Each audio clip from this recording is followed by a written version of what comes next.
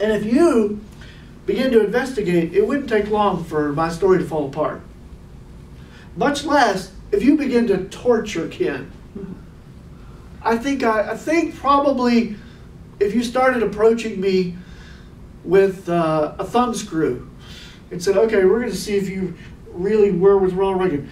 Don't even put it on. I lied. I made it all up. Don't even attach that thing to my thumb, much less put the bamboo under it or any other form of torture. I made it up. But folks, history cross-examined these disciples. Oh, did history cross-examine these men. First of all, they were arrested. It's so easy just to say things. But folks, do you know how serious that is? What if you were arrested today? What if, God forbid, Rex were arrested?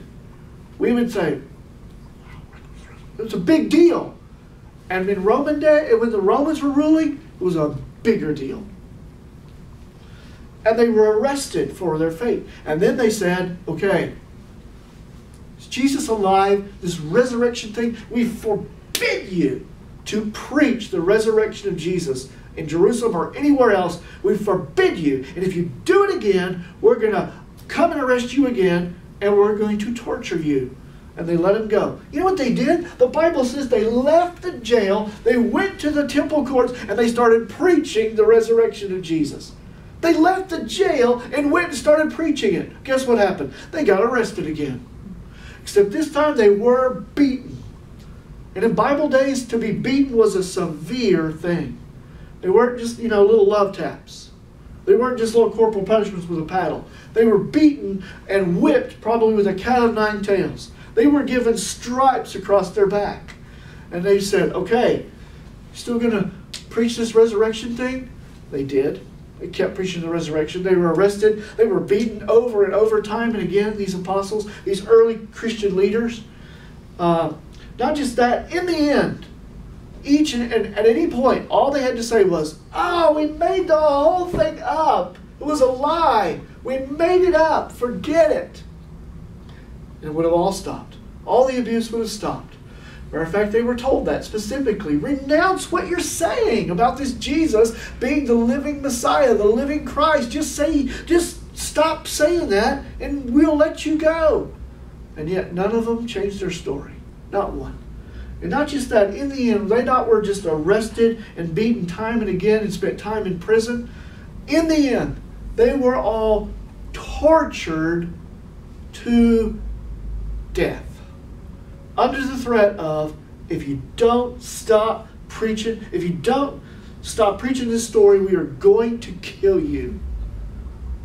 And those 10 men, along with other early church leaders, Judas had already committed suicide. 10 out of the 11 apostles never changed their story.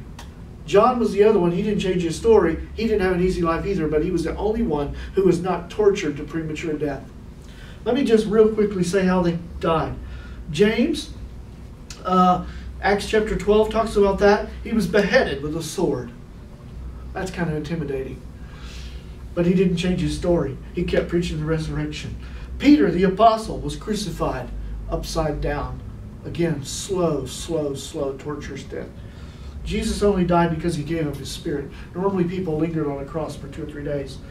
Peter lingered and was crucified. Matthew was also killed with a sword.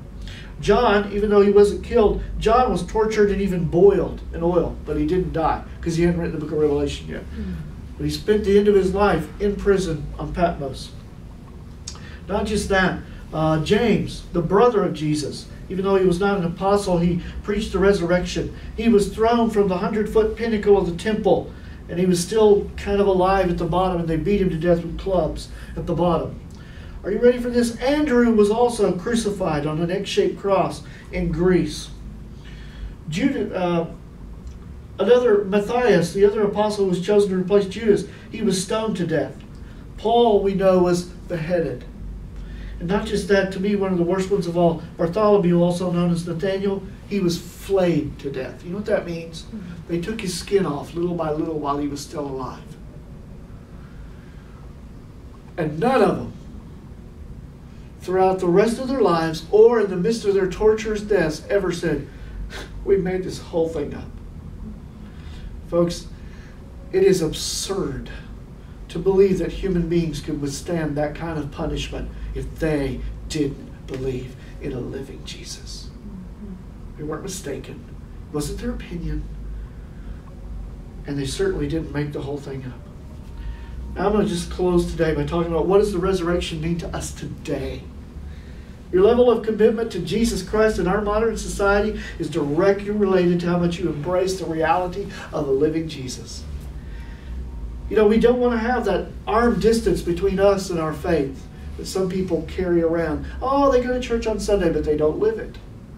They don't really believe in a living Jesus. They believe maybe in church membership.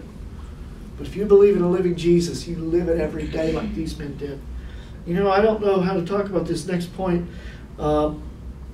except to say sometimes I have a reputation as a radical.